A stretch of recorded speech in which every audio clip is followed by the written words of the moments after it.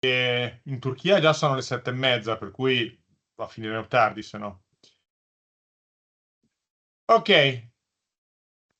Guys, I bet we can start since it's time, and I know that in your countries now it's going to be late. So to avoid to get too late, we could start. I'm so happy to get to know you, all of you. So happy to see that there are many person so interested into Primo Piranesi this year. Actually, it's a quite successful workshop, but any year is something new, and I'm so excited to get to know each other. This is going to be the first of 3 meetings that we're going to take in the next weeks. I'll try to be as brief as possible, not to bore you too much, and also because I know that following a presentation in English could be quite exhausting. So don't worry. Anyway, for any kind of question, don't hesitate in asking me, and I'll try to be as much as fulfilling as possible. So somehow you all get to know Tutoring Piranesi. Basically, you all know that is a workshop, a designing workshop of designing architecture in architectural context. The workshop is going to be held in the last week of August and in the first week of September. And today we're going to start explaining you exactly why we're doing that and what we are going to do over there. So let me please share the presentation.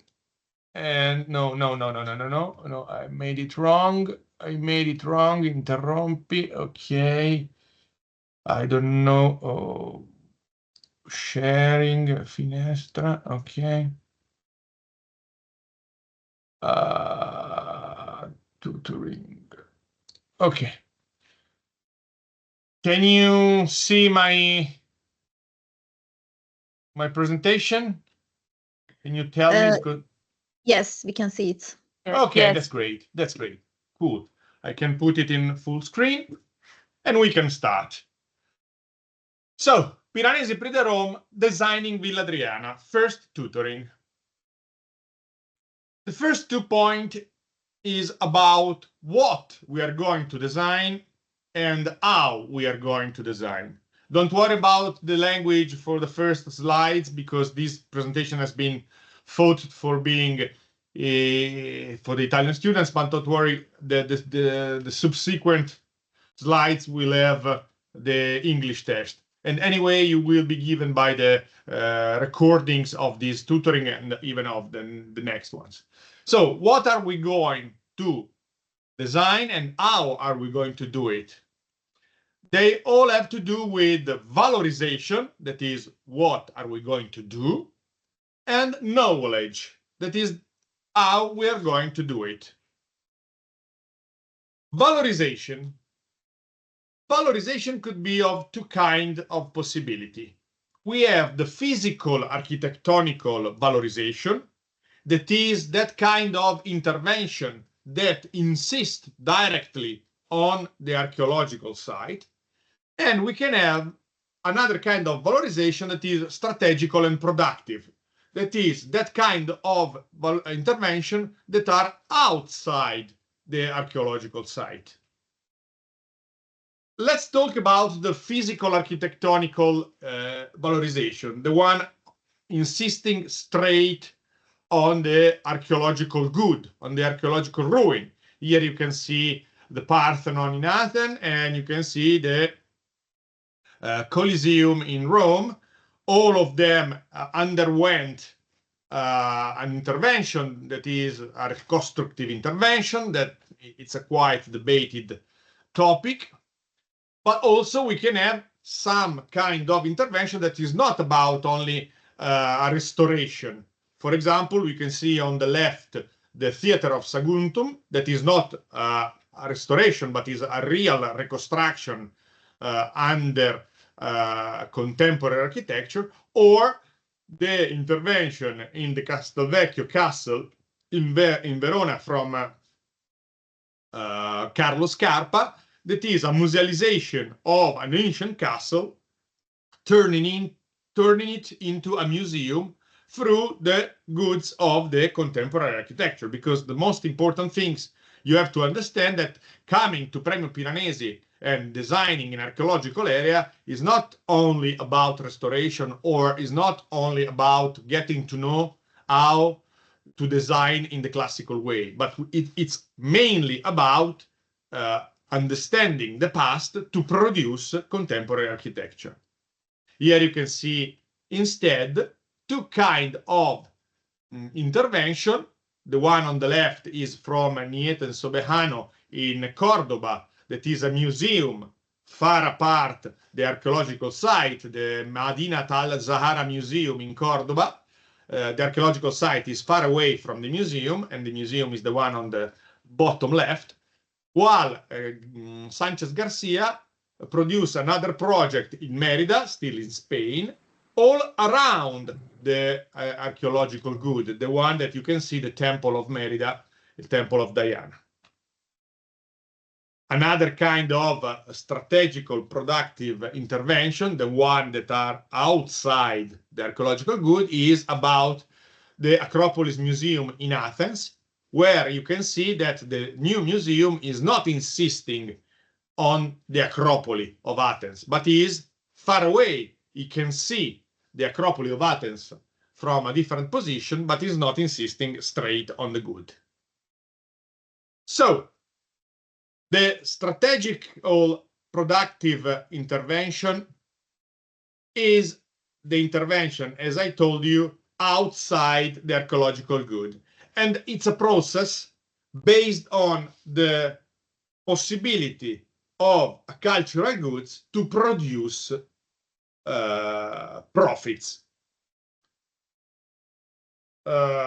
Usually, this investment, that could be public or private, is aimed to produce richness to redistribute through the good in itself and the people that invested into the good in itself. So producing profits that could be used to valorize the good, the archaeological ruin, and to give money to who is managing that.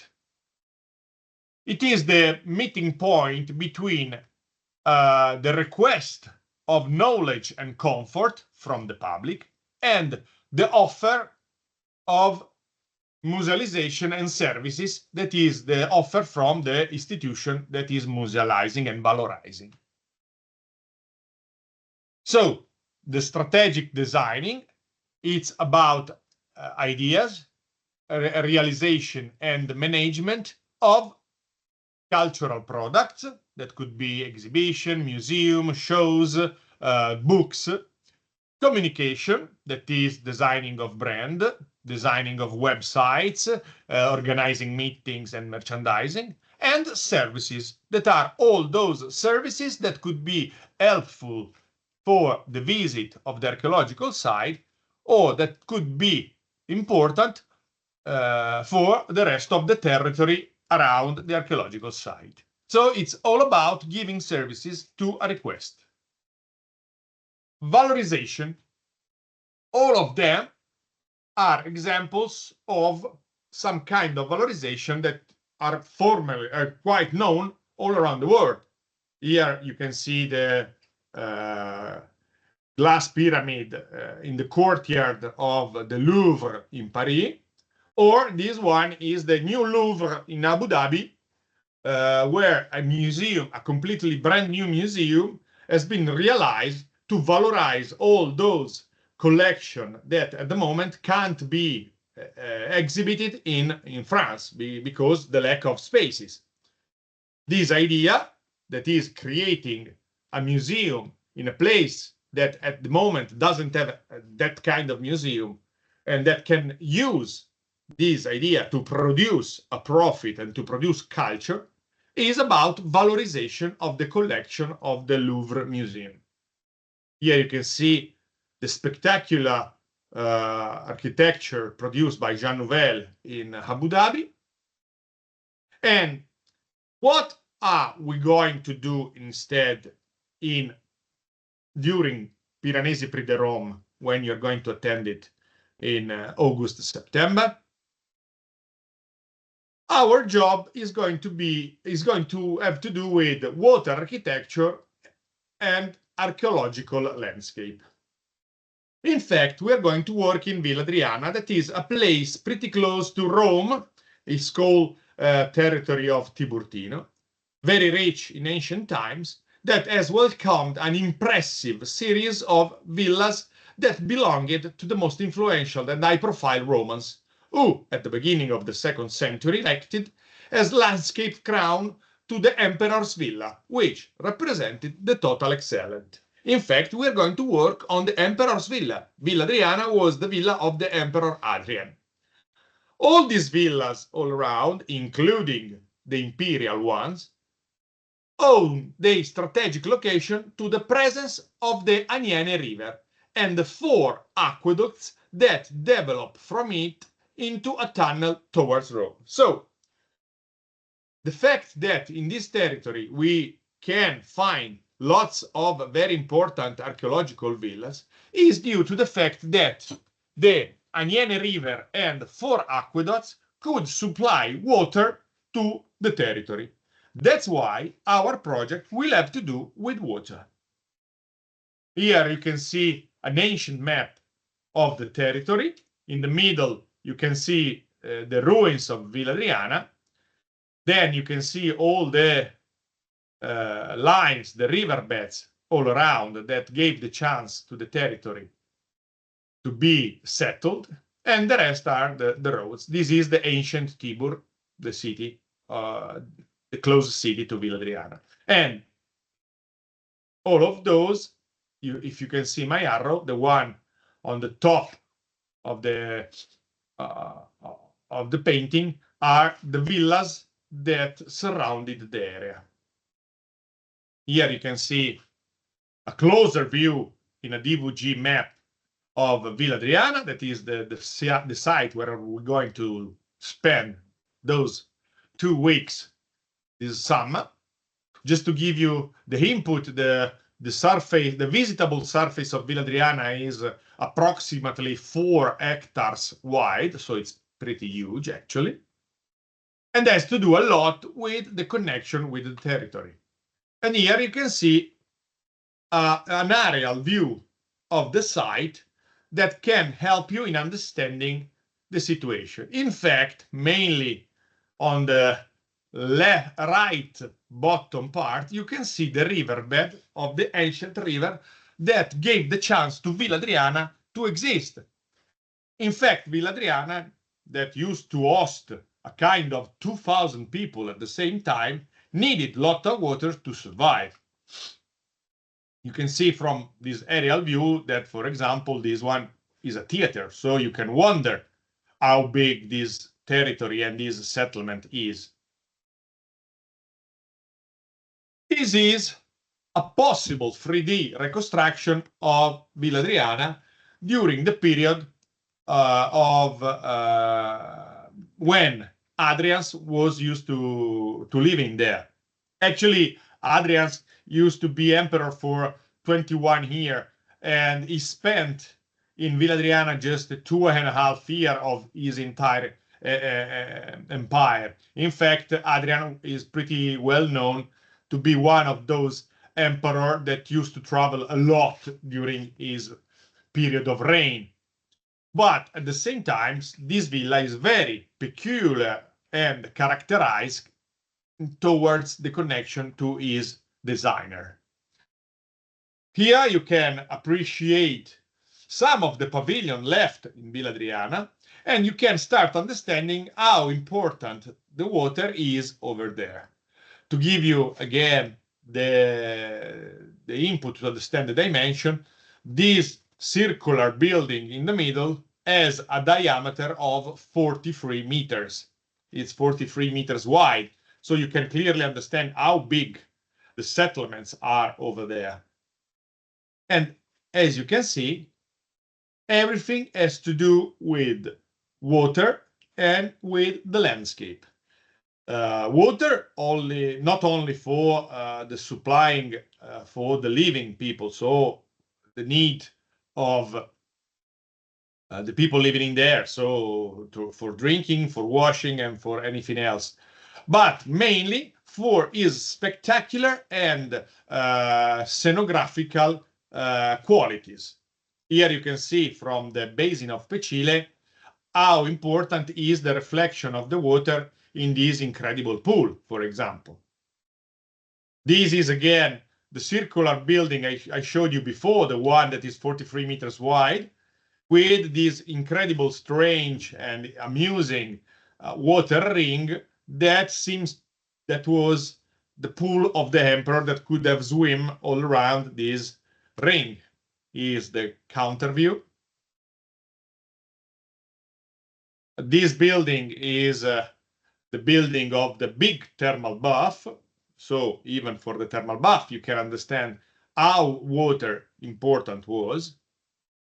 And also the fact that Villa Adriana is strongly and strictly connected with the surrounding territory and with the vegetation. And again, the importance of water is incredible. Here you can see one of the field of olive oil trees insisting on the area.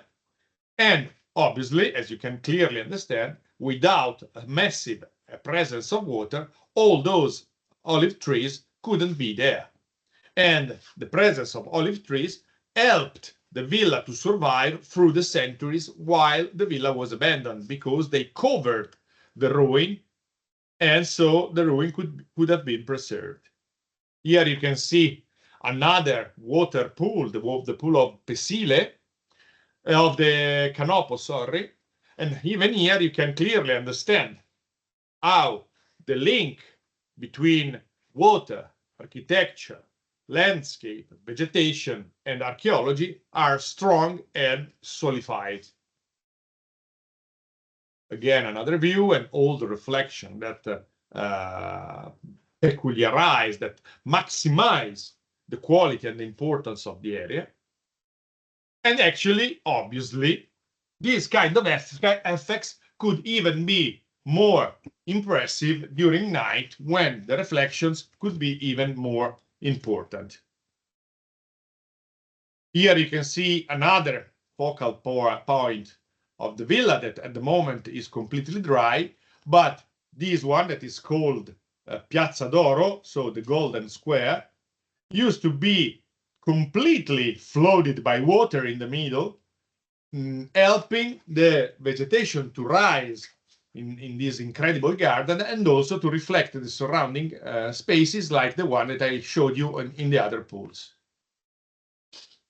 These are some of the texture of the buildings. So we can consider Villa Adriana as an expression of aqua captiva, that in English could be translated into managed water. But Villa Adriana is not the only important settlement all around close to Tivoli. In fact, we have even Villa d'Este and Villa Gregoriana, both of them, again, using water in a very peculiar way. The first one, Villa d'Este, through a rigorously geometrical system, is powered by a channel made specifically for the purpose of giving life to the aqua ex machina, exhibiting magnificent fountains and water feature. Aqua ex machina could be turned into mechanical water.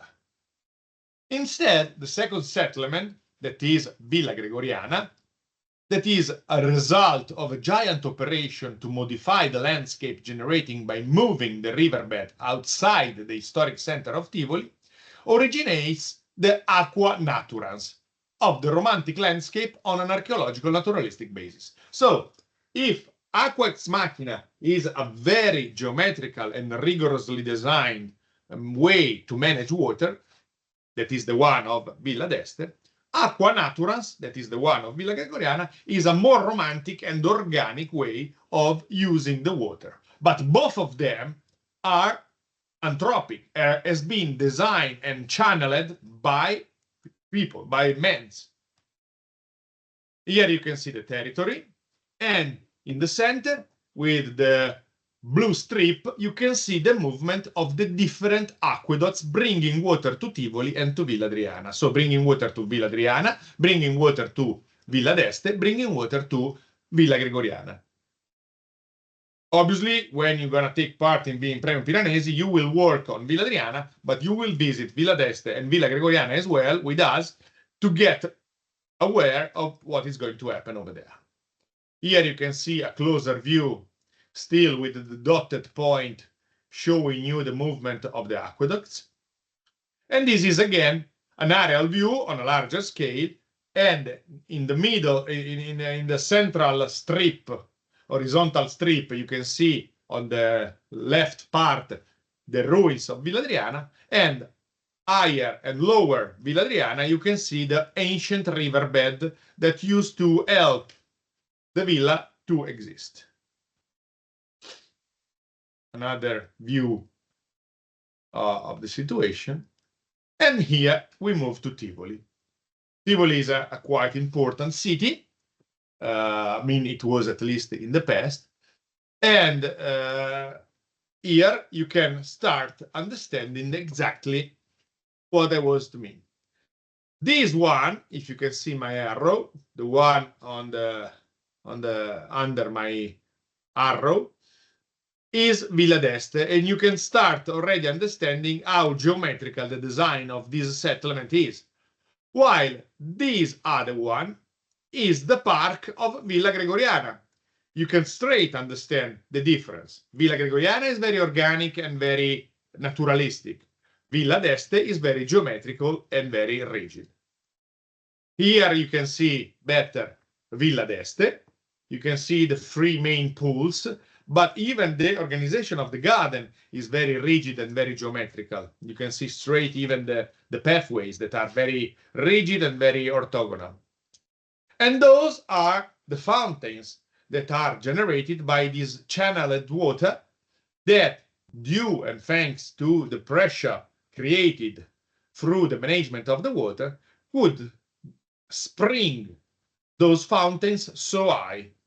Look at this incredible and spectacular way of using water to architectonic purposes. And look at the other images, both in night and both during the day, and how water spectacular is. But you have to consider that water is a material of architecture like any else, but a material very, very peculiar one, since it has a strange consistency and a very important reflection qualities. Other fountains that can be found and can be admired in Villa d'Este. And now we move to Villa Gregoriana, the more romantic and the more naturalistic settlement. You can see here some of the temple that used to exist in the park of Villa Gregoriana. This is the Temple of Vesta. It is even represented in ancient paintings from the 16th and 17th century.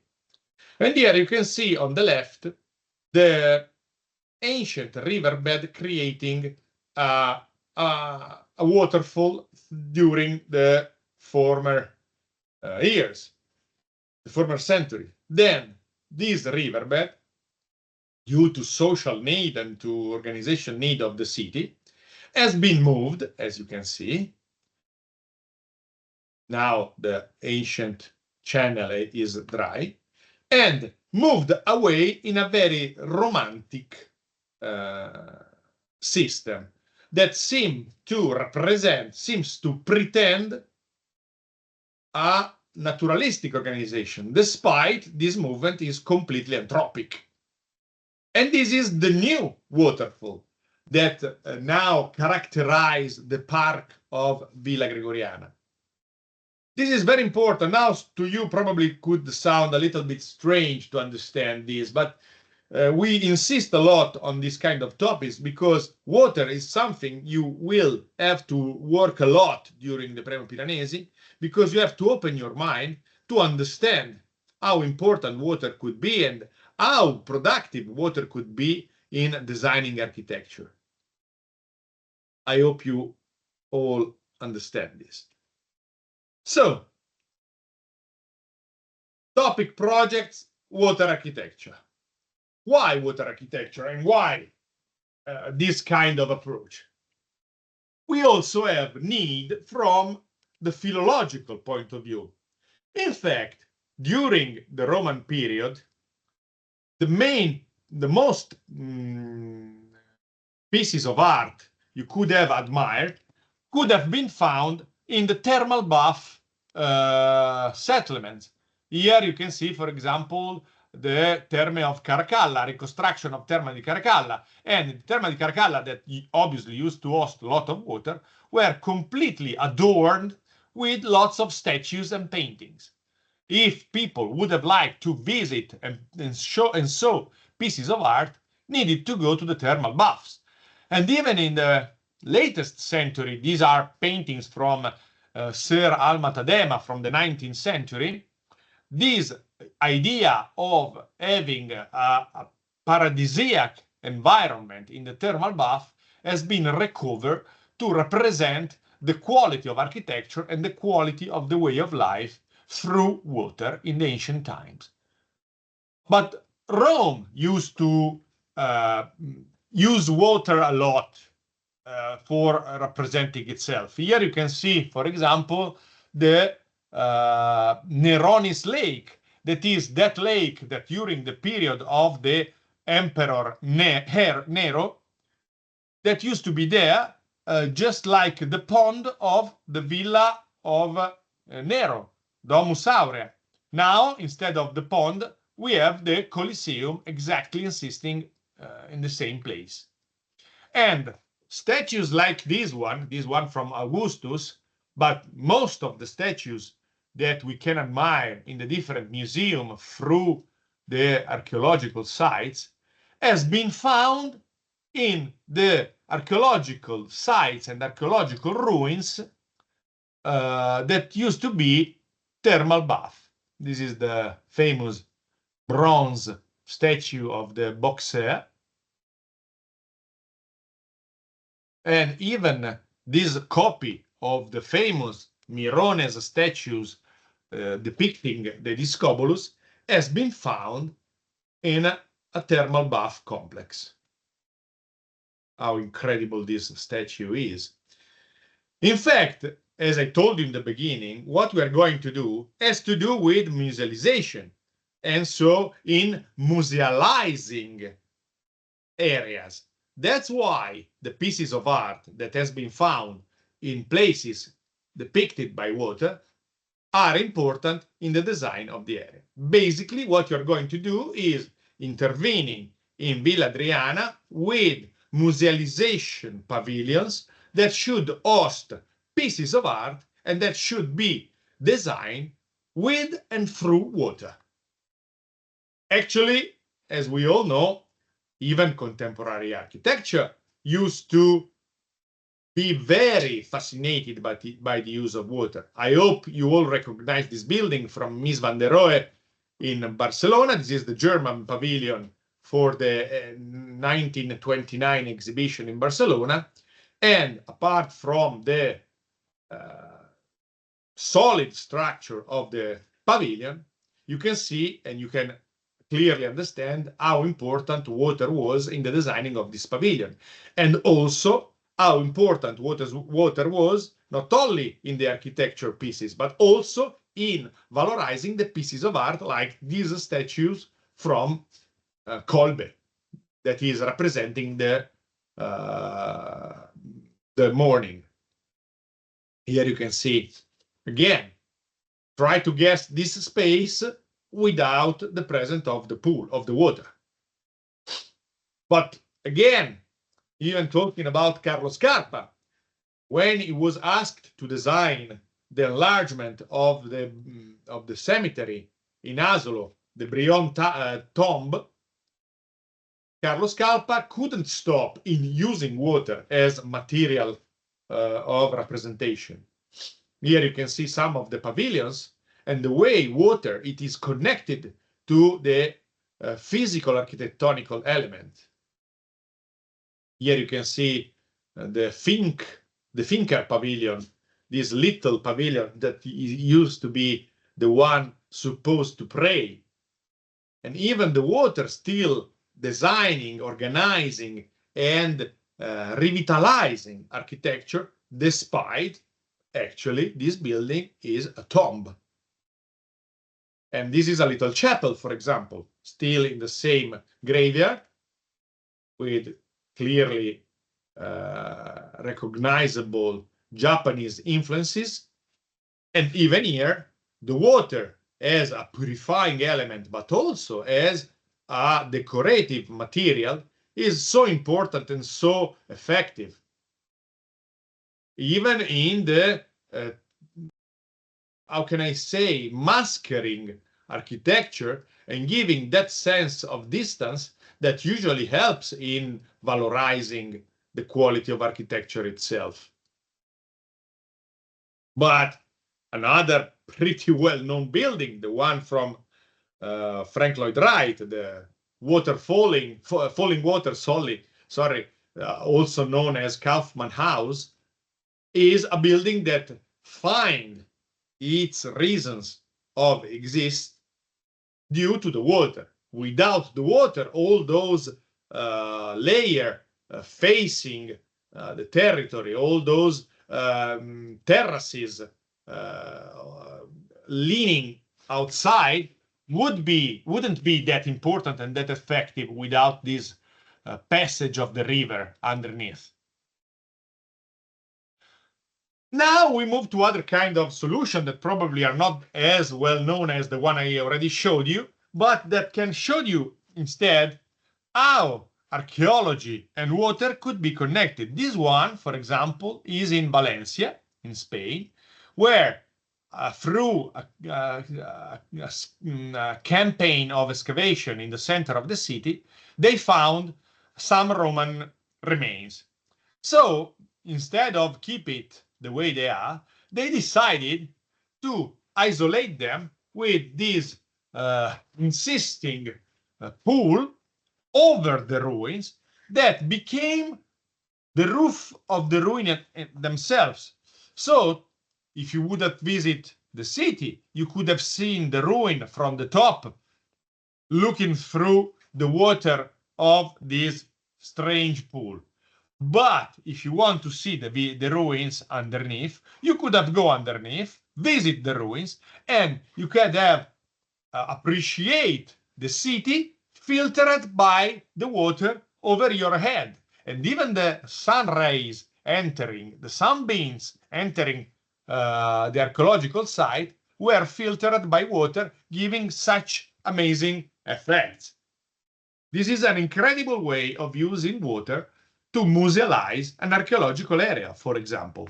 This is exactly what we would like you to do. Something like this.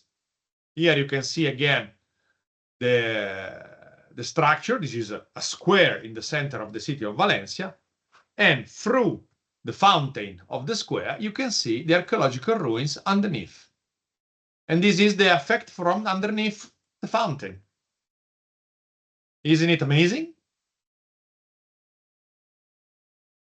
But the connection between water, art, and architecture can even be appreciated in those photographs taken by Dominique Kisserman, a very important photographer, artist photographer, that is depicting the famous model Letizia Castà laid inside the thermal bath of Vals from Peter Zumthor. The building from Peter Zumthor is a piece of art in itself, but the use of the water enrich the quality of the environments, because even here, water is not just something that is useful. Water in here is something that is a part of the project in itself. It helps the project to be developed, and the same environment without water wouldn't appear as cool as it is now. Trust me, if you have the chance, visit that area because it's incredible. Those spaces are incredible. And the reason because of Isserman decided to take his artistic photographs into this area is because the connection between architecture and water create the perfect environment to produce artistic photographs. Look at those pictures, the light, the materials, the architecture, and the water. Everything connected together. Interior spaces, but also spaces that are outside and that can be used even through the night. And this is something, just to show you, that is pretty common even in the nowadays. In fact, here you can see the Terme of Caracalla thermal bath, that are incredible, spectacular in themselves, but that has been enriched by the presence of these incredible fountains. Look at how beautiful this space look like. And this is during the twilight, and this is during the day, with those incredible effects that really enrich the visit to the site, even in a cloudy day. But water as architecture materials is something that has always been used, even in this project in China from Lixedong, where they are redesigning this house. The water pool, that is not a swimming pool, is just a material like the gravel, like the grass. It has been used to redefine the spaces. External spaces, look how incredibly beautiful these spaces appears, but even internal ones, when the water can enter and can redefine the pavement of the house itself. And the courtyard of the houses is, again, defined and characterized by the presence of the water. So this is what we ask you to during the Piranesi, learning from the past to produce contemporary architecture, but keeping the same, exactly the same attitude and the same principle that always characterize architecture. And water is one of the main one. This is the courtyard of the house. And try to guess how the water enrich the quality of this space. Obviously, some details need to be designed, some details need to be thought, that is the main core of architecture, to produce the exact quality of the space you should have in your mind. And try to guess what this is. This is an industry here in Italy, in the center of Italy, center north of Italy. And the designer decided to settle the spaces of the industry inside a very large water pool that define the space, that recognize the space, and that requalify the entire environment. This project is from Guido Canali, a very sensible and poetical architect. And look at this building. Obviously, this building doesn't have any connection with archaeological ruins insisting on this area, because this area didn't used to have archaeological ruins. You will be instead forced by the archaeological elements to keep in consideration water, architecture, and archaeology all together in the same project you have to produce. Again, other example in Germany and in Japan of architecture using water as part of his design processes. Again, this is a circular pavilion that you can enter from the top, entering the water with this staircase. So you will somehow, metaphorically, dive into the water through this staircase, and you let the water behind you. Some other images of this incredible building.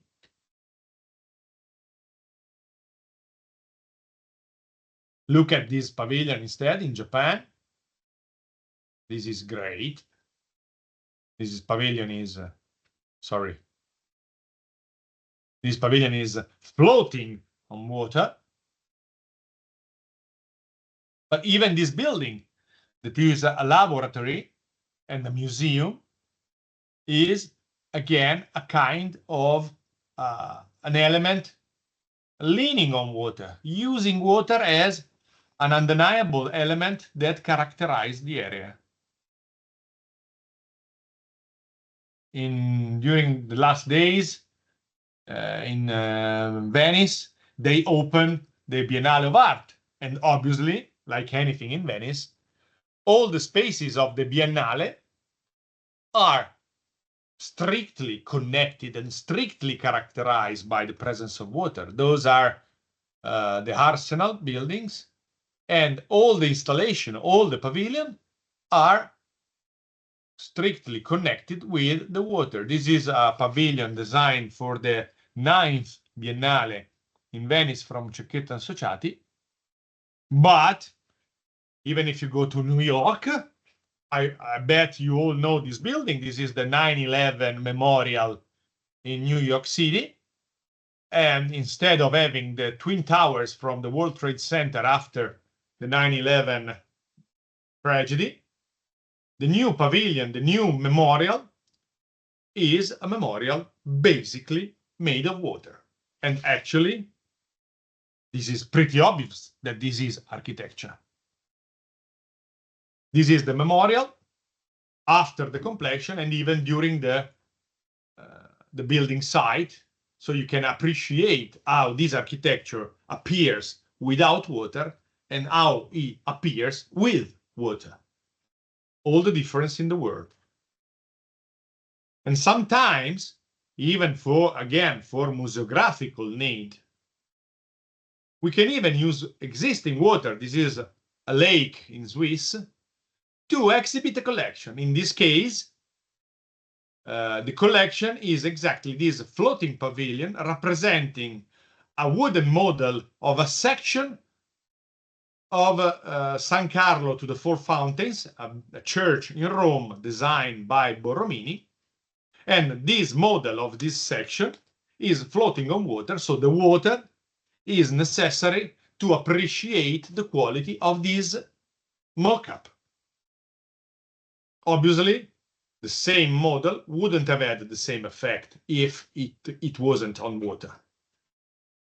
But the use of water as a material for designing architecture and with scenographical needs, it's obvious even in former architecture.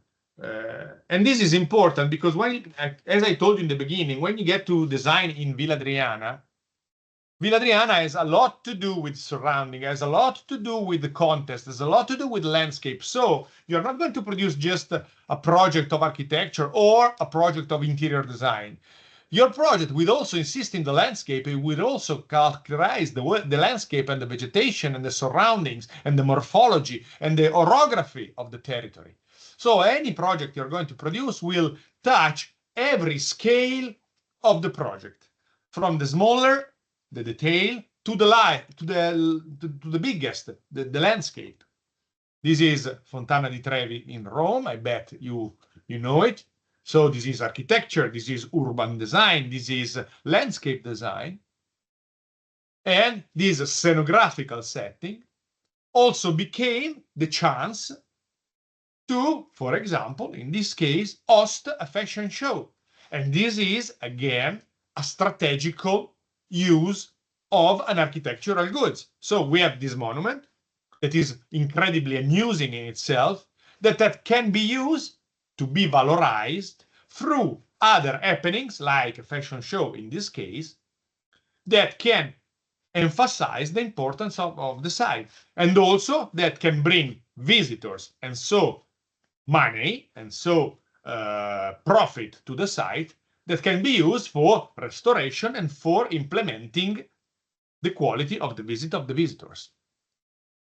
Here again, some fountains with aqua naturans through the classical in the 16th and 17th century garden design. until we get to know the big king residence in the all around the world. In this case, we have the Reggia of Caserta in the southern part of Italy. And here you can see how those pools that are part of the design of the complex characterize the complex in itself, but also the entire surrounding and the entire territory. You can see how incredible this intervention is. Obviously, when you're going to design in Villa Adriana, you have to consider that you're going to be in an archaeological area. So we have lots of restriction due to the fact that the most important part of the visit should be focused on the archaeology. So our project can't overtake the importance of the archaeology, but they should work together in a way to valorize the pre-existences of the ruins and also to create a new possibility of exploitment of the site. Here you can see some gardens that obviously are possible only through the design of water. Here you can see some of the gardens that you can find all over or around the world that present water in different situations, in different designing aspects, but all of them in an anthropic way. All of them has been designed through the need to valorize the site from the people.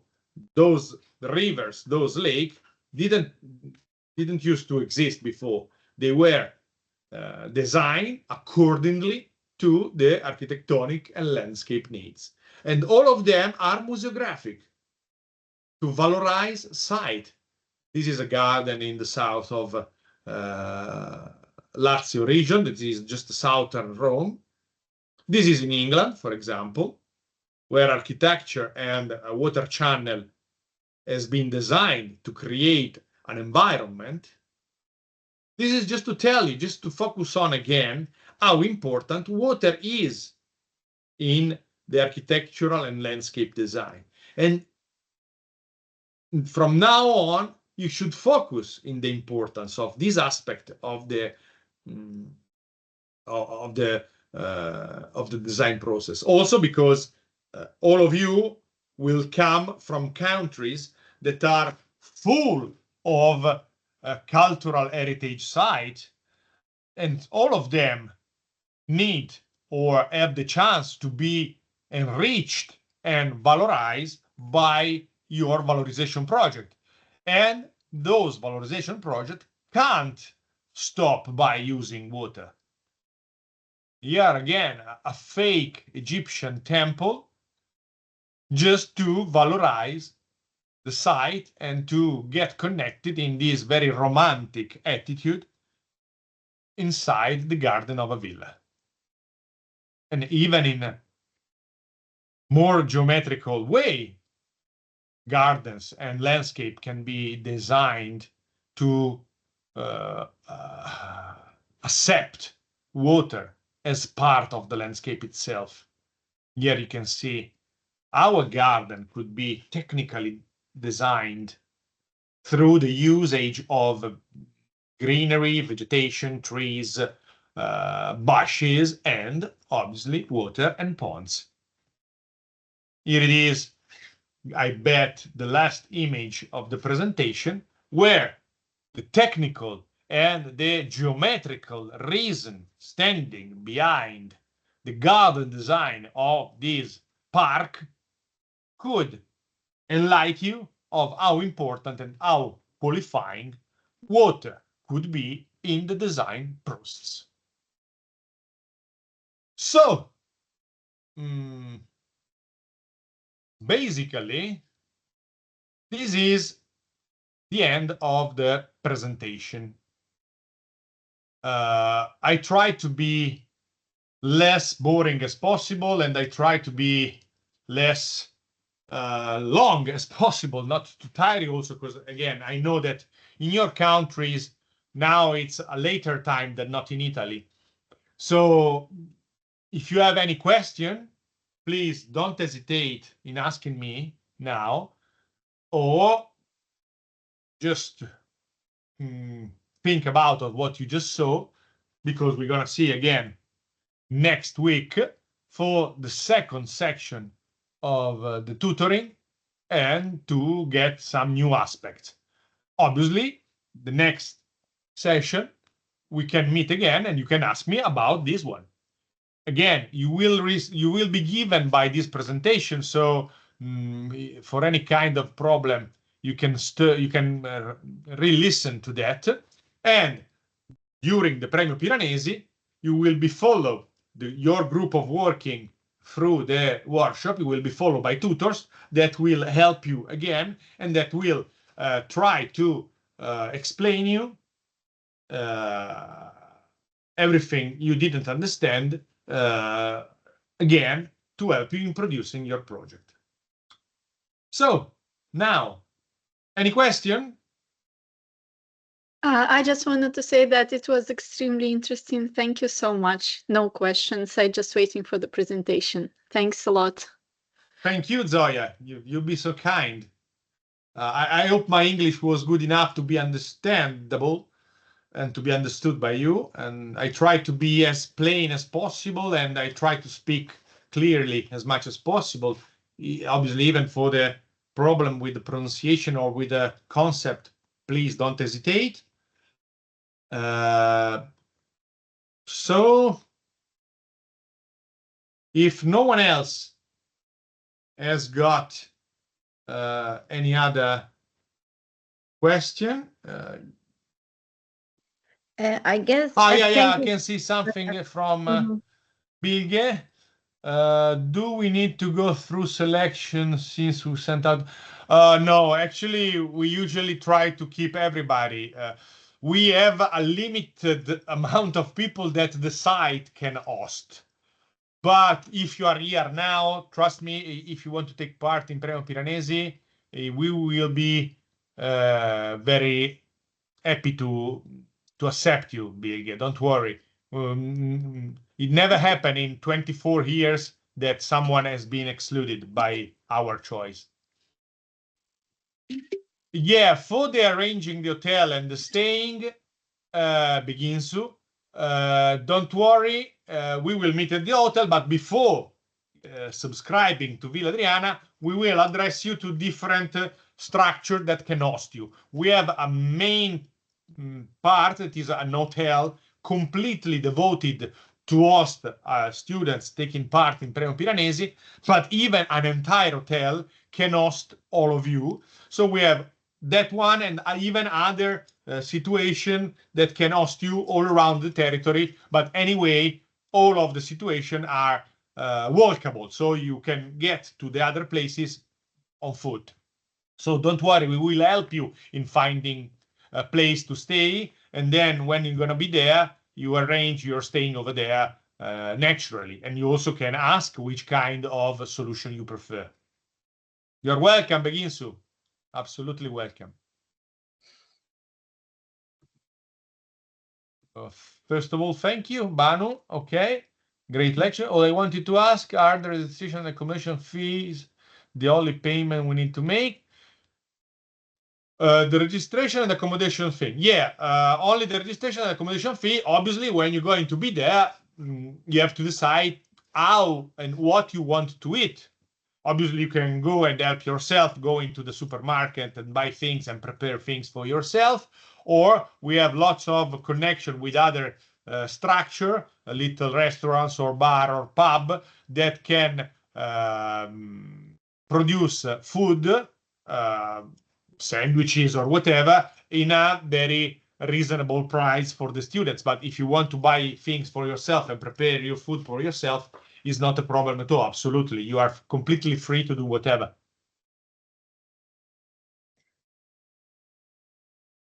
You're welcome, Banu. Thank you again, Francesco. It was a great presentation. It was also mind-opening for me as well. I guess these questions are coming most of the students which I contacted because in the beginning there were like over 30-40 students who wanted to participate in the summer school, and I didn't know if we could accept all of them or not. But I made a meeting with Kiko, Professor Cagliari, the other day, and he told that, yeah, whoever wants to come, the major part, if there's no problem, anything, so they are welcome, as you just told. So I guess at least who participated this evening will come, but there are also students who couldn't join this evening, but I guess they will participate in the next weeks. So having the chance to get the recordings and having the chance to listen them again is good. Yeah. Okay, and Nima, the groups will be of approximately 5 to 7 members and would be created straight in Villa Adriana after the first days of visits, where you can meet even other groups, because we strongly favor the fact that people coming from different countries can mix together. Obviously, if you want to create a group already prepared from the start, and you come from Ankara altogether, or wherever you are from, with the group already prepared and already created, is not a problem. But we like the groups that are composed by people from Turkey, people from China, people from Italy, people from all over the world, so they can interact together and enrich their culture. But the groups can be produced there. The workshop starts in the 23rd, I don't remember exactly the day, or 25th of September, of August. Then the first couple of days is about visits, so you don't have to start the right work right there. But after 2 days, 2 days and a half, the groups should be ready, because they should start in producing the workshop, and each group will be followed by a couple of tutors that will guide them through the entire process. So don't worry. Keep in mind that Piranesi is an award, is a competition, but it didn't start for that. First of all, to us, Premio Piranesi is a workshop, a seminar. So you come there to learn, not to win. If you win, even better. But the fact that it's a prize is just because we want to push your efforts a bit more to produce the best projects possible. But the idea is to produce culture and to produce a school. And obviously not all of you can win, but the point is that all of you has to learn. That is the biggest point. Is it okay, Nima? You're welcome. But don't worry anyway, we're going to have other tutorings, and also you can ask us anytime, any kind of doubts. Don't be stressed or impressed. Don't worry. So, is it okay? In Turkey now is 8:30. In China probably now is 2 in the night. So, guys, if everything is okay, thank you. And I'll wait for you next Monday. Probably we'll start half an hour earlier to help you in that and to give you even more time for eventual question. And so that's it, I would say. If you don't have any other question, I guess you can go. Okay. Thank you again. Just for the Ankara part, at least, I will form the Excel files for the accommodation and share with you as soon as possible. Don't worry. Don't worry. The importance is that you want to join Premio Piranesi. Then the accommodation will be solved. It's not a problem. Obviously, if you have special needs, let us know, because we don't even want to enter the personal need of any students, obviously. So I can see lots of thanks in the chat. That means that you are pretty somehow satisfied, or you are just kind. But let's see together next week. It has been a pleasure to me to get to know you. Maybe next time you can even turn on your camera so we can see each other. At the moment, you know me, that is the most important at the moment. Hi, Zoya. Ciao.